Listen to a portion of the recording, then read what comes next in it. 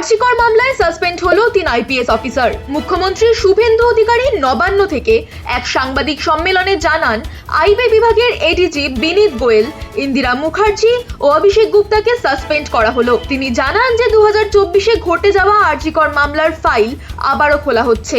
যাদের সাসপেন্ড করা হয়েছে তাদের বিরুদ্ধে বিভাগীয় তদন্ত শুরু হবে খুব তাড়াতাড়ি। প্রসঙ্গত, আরজিকর কাণ্ডের সময় বিনীত গোয়েল ছিলেন কলকাতার পুলিশ কমিশনার। সেই সময় তার পদত্যাগের দাবিও ওঠে বলেই খবর। সেই সময়তেই এডিজি পদে বদলি করা হয় তাকে। আইপিএস অভিষেককেও সেই সময় তদন্তে গাফিলতির অভিযোগে ওই পদ থেকে সরিয়ে দেওয়া হয়েছিল। এবার দেখার এই 3 আইপিএস অফিসারের বিরুদ্ধে কি কড়া পদক্ষেপ নেন রাজ্য সরকার। এও দেখার আর কার কার নাম উঠে আসে আরজিকর মামলার তদন্তে।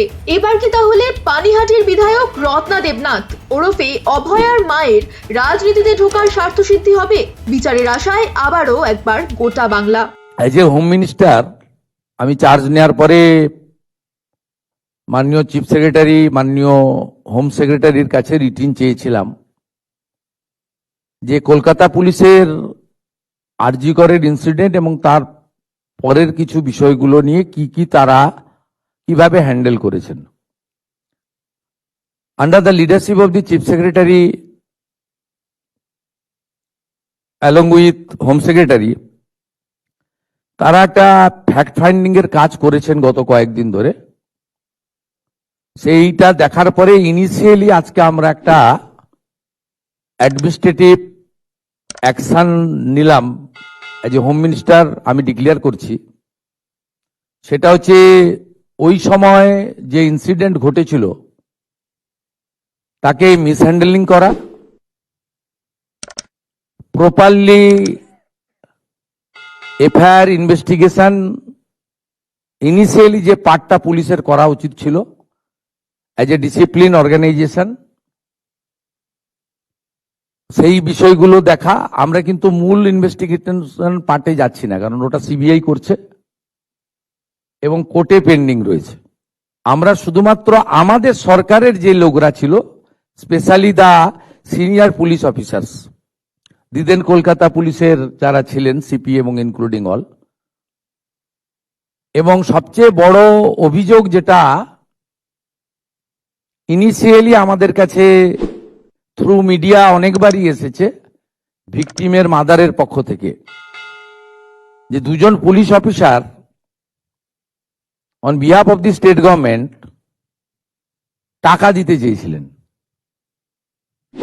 এটা তদন্ত করতে হবে যে অ্যালিগেশন কতটা, কিন্তু ইনিশিয়ালি আমরা মনে করি এই তদন্তগুলো করতে গেলে যাদের বিরুদ্ধে অভিযোগ পুলিশ আধিকারিক তাদেরকে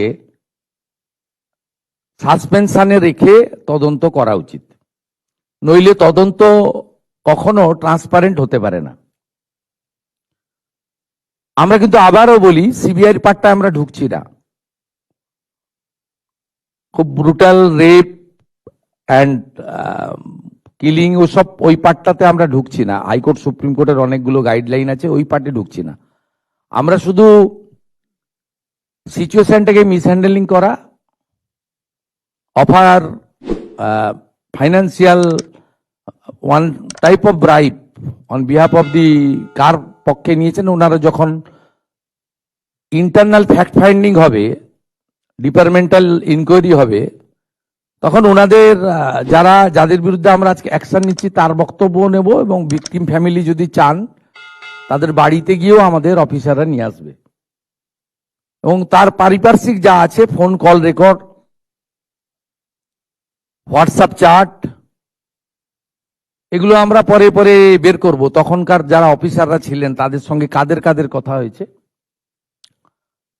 কোন মন্ত্রী মুখ্যমন্ত্রী দিদেন টাইমে তাদের কোনো ইনস্ট্রাকশন ছিল কিনা, এগুলো আমরা সব বের করব। কারণ ওদের যে অফিসিয়াল এবং পার্সোনাল সেটা আপনার ইনভেস্টিগেশনের পার্ট, কিন্তু আমরা ওই মিসহ্যান্ডেলিং আর পরিবারকে বেআইনিভাবে অর্থ অফার করা,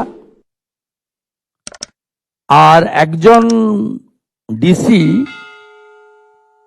তার প্রেস কনফারেন্সের অ্যাটিটিউড এবং language in front of media, এটা আমাদের রাজ্যের ক্ষেত্রে খুব একটা সুখকর ছিল না। এই সব কিছু দেখে, কারণ ইটস এ ডিসিপ্লিন ডিপার্টমেন্ট, উনি spokesperson of the Kolkata police ছিলেন না অফিসিয়ালি, আমরা এখান থেকে তথ্য নিয়েছি। উনি spokesperson of the secretariat PD police ডিপার্টমেন্টের স্পোক্সপারসন বা হোম ডিপার্টমেন্টের স্পোক্সপারসন ছিলেন না। উনাকে পার্টিকুলার আরজিকর ইস্যুতে সাংবাদিকদের সামনে কথা বলার জন্য কোনো কাগজে কেউ দায়িত্ব দেয়নি। কেউ ভার্বেলি দিয়ে থাকতে পারে, সেটা কল রেকর্ডে বোঝা যাবে, কিন্তু উনার যে বক্তব্যের থ্রোয়িং, এটা নারী সমাজ, মাতৃশক্তি, আমরা সবাই তো ভারত পিতা বলি না, ভারত মাতা বলি। এবং অভয়া ইনসিডেন্ট আমাদেরকে নাড়িয়ে দিয়েছে গোটা পৃথিবীতে, এবং নিশ্চয়ই পশ্চিমবাংলার মান মর্যাদা গরিমা সব নষ্ট হয়েছে। ঠিক আছে, আমরা আরো অনেকগুলো মেজার নেব। আমরা আজকে 3 জন আইপিএস কে সাসপেন্ড করছি। মিস্টার বিনীত গোয়েল, উনি এখন এডিজি রয়েছেন আইবিতে, আর আরো 2 জন আইপিএস, শ্রীমতী ইন্দিরা মুখার্জি এবং শ্রী অভিষেক গুপ্তা। এই 3 জনকে আমরা আজকে সাসপেন্ড করলাম, এবং এইচএস এর গাইডেন্সে, সিএস এর গাইডেন্সে HS as per the rules যা আছে ক্যাডার রুল, সেটা মেনে ডিপার্টমেন্টাল ইনকোয়ারি এবং প্রসিডিংস স্টার্ট করবেন, এবং within stipulated time to time সেই রিপোর্ট আসবে। যেটা প্রেসকে বলবো, যেটা ডিপার্টমেন্টাল অ্যাকশন নেওয়ার আমরা নেব, এবং যেটা আমাদের যেহেতু ইউনিয়ন ক্যাডার, যেটা আমাদের ইউনিয়ন ক্যাডার ওনার যে কন্ট্রোলিং অথরিটি, সেখানে জানানোর আমরা জানাবো, সেটা তার প্রসিডিওর বলা আছে ক্যাডার রুলে। কিন্তু ইনিশিয়ালি আমরাই 3 জনকে সাসপেন্ড করলাম due to mishandling and offering bribe to the victim family and organized press conference without the permission from the appropriate authority.